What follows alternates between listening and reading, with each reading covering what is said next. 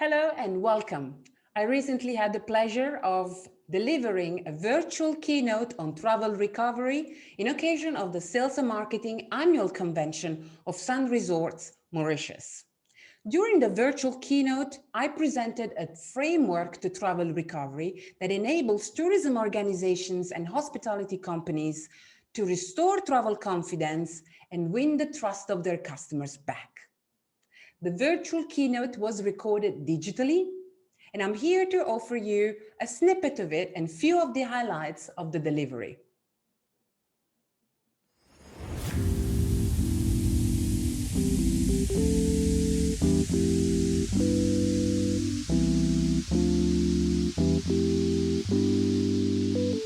Welcome everybody. Without further ado, I would like to get started. Thank you for the introduction, Joelle, and I hope you all had a great first day yesterday of the convention. Today's travel recovery keynote will take you through a framework that is designed to accompany you to identify your ideal customer avatar, to structure a message that resonates with that new customers that we want to identify, and to position that message on a digital strategy, so embracing the digital medium, and lastly, to retain that relationship that we have created or we are set to create brand new. So 4 segments across this short keynote that I'll be sharing with you today. Before we get started, Joelle did a whole introduction of my professional background, but I'd like to give you an insight of what my personal background was. And I would like to take you back to a few years back in China, in Beijing more specifically, on the night of the Olympic Games, Beijing 2008. And that's where I started my, where I had my hospitality epiphany, where I realized that I was surrounded by people from all over the world, all coming together with a common denominator. Now, that time, the common denominator was the games, the Olympic Games. And the night of the opening games, where I was standing in front of Tiananmen Square, looking at the Olympic torch being passed in front of my eyes from person to person, I really felt the hospitality industry being the people industry. And all these people coming together from all over the world were suddenly like-minded individuals together with a common goal. And that common goal was to highlight their talents and to clear the differences among them and to fast forward their future in the name of a sport, that in that case was the sports of the Olympic Games, but also in the name of a collective approach and a collaborative approach. Now, that was a catalyst for me. In chemistry, a catalyst is a substance that creates a reaction without itself being consumed. So for me, the Olympic Games were a catalyst. Now, can you think of a catalyst in the most recent months? I might think of one. So when I look at the way the Olympic Games has acted for me, the change that it has made in my life, I look back at how I envisioned and how I was living my life in China. And I want to tell you a story. Back then, I was completely comfortable in my life. I spoke the language. I was living in Beijing for 4 years by then, and 3 more years after that. And I was moving around the city, completely comfortable, feeling at home in my neighborhood. And I'm talking about China at the beginning of the year 2000. So suddenly, the games changed that. And in many aspects, not for good, not for the good reasons. The reason being that suddenly I had to carry with me my ID at all times. I had to show it to the police in multiple occasions. I had to get my bag scanned at many places where I didn't even think about it before. Like, for example, the bus station, even getting in a taxi or going shopping in a shopping mall at the entrance of the building. So the Olympic Games, to me, had a profound impact. They brought change to my life. And not long after, I decided to leave China because I was not in control anymore of what my life was envisioned to be, what I felt were my priorities and my freedom of choice. That change had a profound impact on the way I lived my life as a traveler, as an individual, and as a consumer. In fact, I left China afterwards. And like me, many other foreigners that were living at that time in China. So I could have started this keynote by asking you, where did you travel last? Where did you go? With who?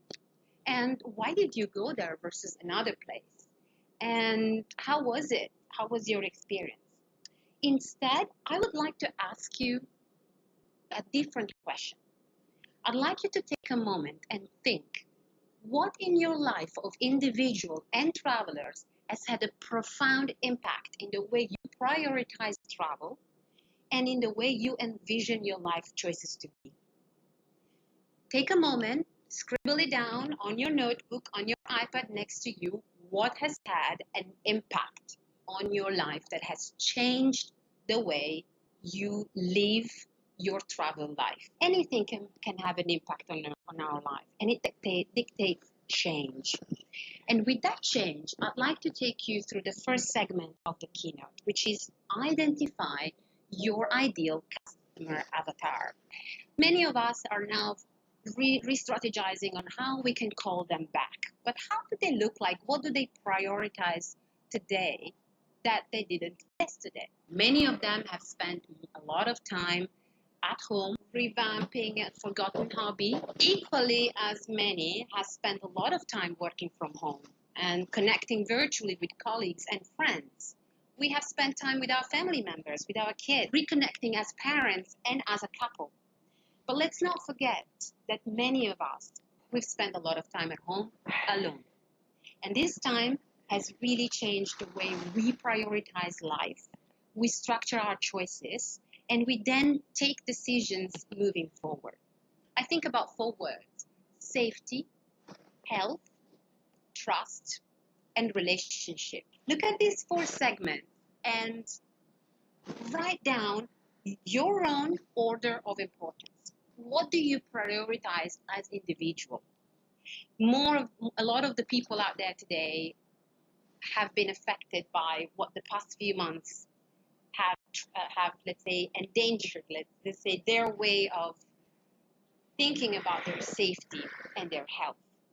And I would say never, like in the past 50 years, like never before, we have been so subjected to losing that freedom, losing that command that we have over our own safety and our own well-being, our own health.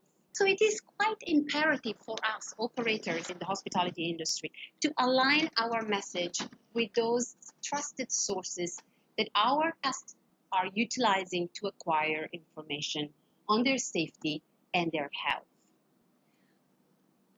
The need to feel safe is the top 1 need that I have identified across 6 months of researches in the industry. Together with that, the need of have a visibility of what comes next. And we need to plan better. Trust. Who do we trust? How do we trust? Trust has been heavily affected. So when we look at, for example, at the German market, I wanted to bring you this example because trust is also what carries forward the brand loyalty that we all want to. 56% of the consumers have changed the way they prove their loyalty, have changed the way they shop and the brands they go to. And I want to bring your attention to what a shock in loyalty means for many of us. The brand that they have been using all along failed to communicate upon those needs, failed to communicate upon those new priorities. That generated, for example, a shock of loyalty. So they moved away from the brand. At the same time, other people, other segment, other target market that we didn't consider before might have discovered our brand. In Chinese, the word Wei Jin, that means crisis, is created by 2 characters of the elements of danger, Wei, and the elements of opportunity, Ji. So where there's a crisis, there's an element of danger, and in this case, the danger of you losing your loyal customers, but also an element of an opportunity for you to gain new customers. So here we are, realigning what the avatar looks like, addressing their needs, regaining their trust, revaluing their relationship, and addressing those priorities, and give them solutions and give them options to make them feel safe and to enable them to safeguard their own health and the health of those that are with them. A message that is structured to be successful. Let's look at the word success. S. What does that come with? It comes with the word simple. A message that resonates with your new customer avatar is a simple message. It's a message that gets down to the core, that is absorbed and embraced right away. When the message is simple, it gets grasped, it gets embraced right away, it gets remembered. But when a message is unexpected, it then becomes, it gets the attention. What do we want from our audience? We want their attention. What do we want from our customers? We want their attention. Is the universal fight that everybody's having online right now. So if we elaborate a message that is simple and unexpected, we want this message to be surprising, to get their attention. And we want it to be interesting to keep that attention. It's not just enough to get the attention. We live in an era of digital distractions.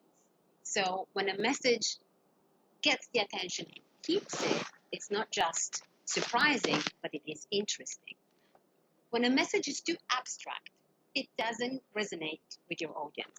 In fact, a message needs to be concrete. And this is your C. Simple, unexpected, concrete. When a message is concrete, it's easy to remember because we can relate to what we know. We cannot relate to what we don't know. We want it to be credible. So it is imperative for us, operator in the hospitality industry, to align our message with those trusted sources that our audience look up to. A credible message makes people believe, but an emotional message makes people care. And when people care, they take action. And this is the E of success, the emotional. So let's recap once again. Simple, unexpected, concrete, credible, emotional.